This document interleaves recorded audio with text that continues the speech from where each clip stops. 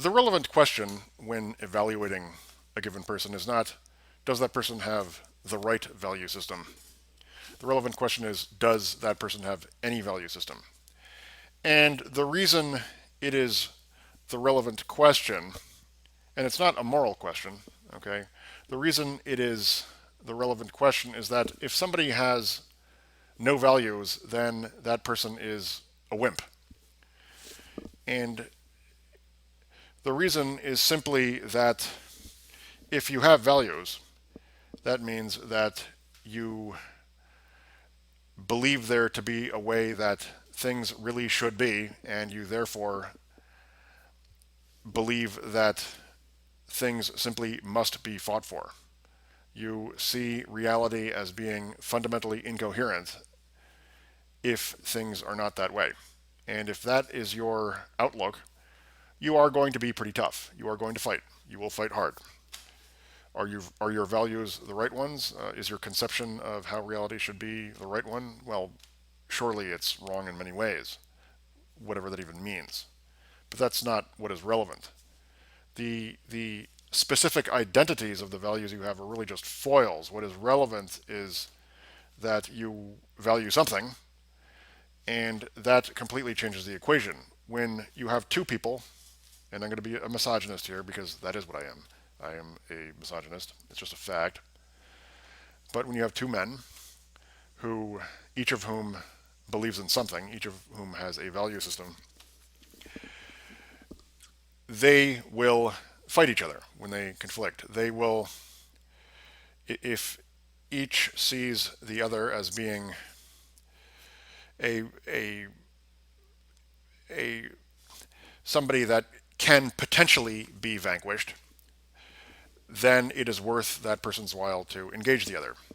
So, as long as defeat is not a completely foregone conclusion, as long as there's a reasonable chance of victory, each person will see it as worth his while to engage. And each person will be right because supposing that there is an incoherence or perceived incoherence in reality, it really is worth one's while unless one knows that one's doing so is an exercise in futility. It is worth one's while to try to iron out that wrinkle. So when you have people who have values, they will fight unless there is really very little realistic chance of upholding those values in the fight. When you have people who have no values, they very quickly start to see they quickly start to see the possibility of a fight as being itself a defeat. And that is why you have people who are a bunch of wimps now. So, and then you might think, well, look, I think Christianity is totally ludicrous, and what you seem to be saying is that back when people were Christians, they were tough. No, Christianity is totally absurd. I think actually a major problem is that Christianity, which is this very, very, very strange and unintelligible, and to the extent that it is intelligible, bad belief system, for lack of a better word, Christianity ended up being kind of commandeering the tendency that people have that they should have to have values. And so basically, a person's having values ended up being predicated, conditionalized on his, to some extent, being Christian. And that was fatally injurious to many good things.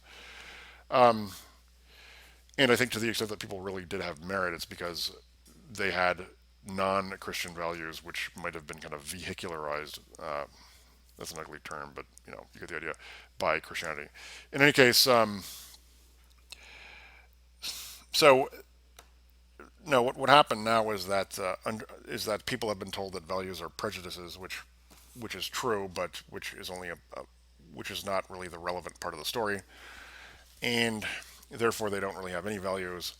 Therefore, they've just become risk averse because when you have no values, nothing is worth fighting for. Nothing is worth anything, but certainly nothing is worth fighting for. Nothing is worth doing anything about. When you have no values, nothing is worth enduring unless there's an absolute certainty of conquest at the end of the day. So you do get people who are just kind of wimps. It's just a fact. And it's not. I mean, it may be that there's been downbreeding or some such. That may be the case. I don't.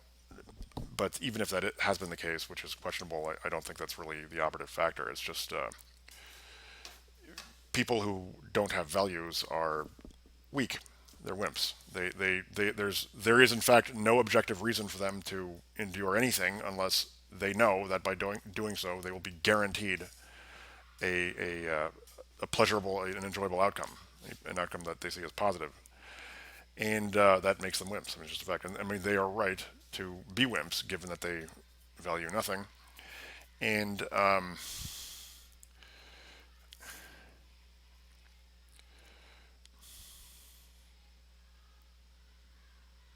and the other relevant fact is that are liberal values bad? No, liberal values, any set of values is fine, right? I mean, liberal values are good, okay? But when people, but in this day and age, so-called liberal values are in absentia. I mean, they're simply not there. Now, what is going on is that lip service to largely defunct liberal values is used as a way of green lighting boundless narcissism. And then these very very weak kind of fake right wingers step into the take the bait every time and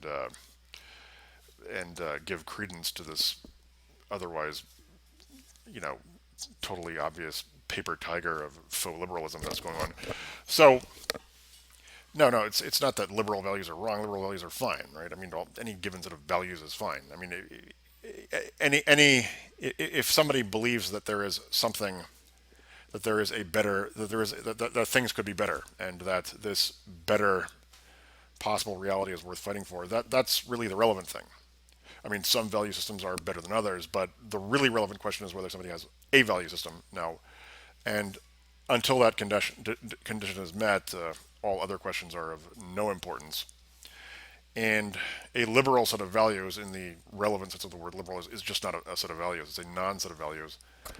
The problem is that some people actually do have kind of liberal sets of values, and those people tend to be very naive about what other self-described liberals really believe, which is not, as it turns out, anything. You get the idea, and I have to get back to work.